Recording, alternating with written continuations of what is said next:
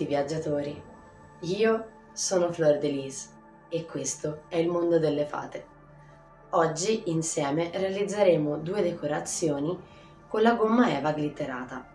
Una ispirata alla Sirenetta, il mio cartone animato Disney preferito, mentre l'altra ispirata allo stile gotico, con un angelo all'interno della cornice.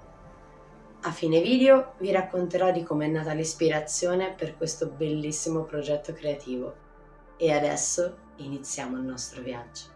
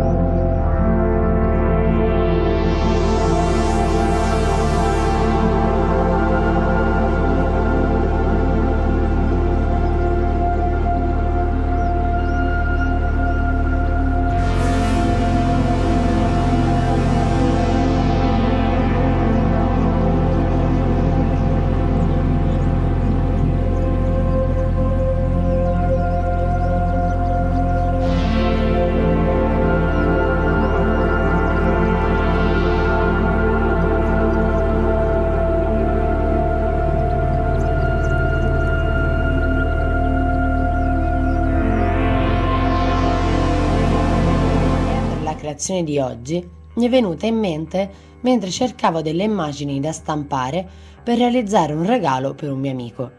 Mentre scorrevo le immagini ho trovato tutte queste silhouette con vari personaggi e cornici e lì ho pensato di realizzare queste bellissime cornici in gomma eva glitterata. Una a tema Disney, dove ho inserito la silhouette di Ariel, i tentacoli di Ursula e ovviamente non poteva mancare anche la sua conchiglia. Ovviamente, essendo il mio personaggio preferito proprio Ursula, ho voluto inserire più elementi di lei invece che di Ariel. Per la seconda cornice ho deciso di muovermi su una decorazione con meno elementi, quindi la silhouette di un angelo. Ovviamente, come ogni progetto che vi propongo, lo potete realizzare in base ai vostri gusti e ai colori che più vi piacciono, anche perché la gomma eva glitterata si trova in tantissimi colori. Io vi ho aggiunto anche un filo per appenderle, perché queste diverranno la mia nuova decorazione per la porta di casa. Ma una volta realizzate potete anche incollarle sulla copertina di un quaderno per decorarlo o appenderle al muro per farle diventare dei meravigliosi e originalissimi quadri. Spero che questo viaggio nella creatività vi sia piaciuto. Vi aspetto nel prossimo video e se volete continuare a viaggiare insieme a me in questo fantastico mondo, non perdetevi gli altri video e iscrivetevi al canale se non lo avete ancora fatto.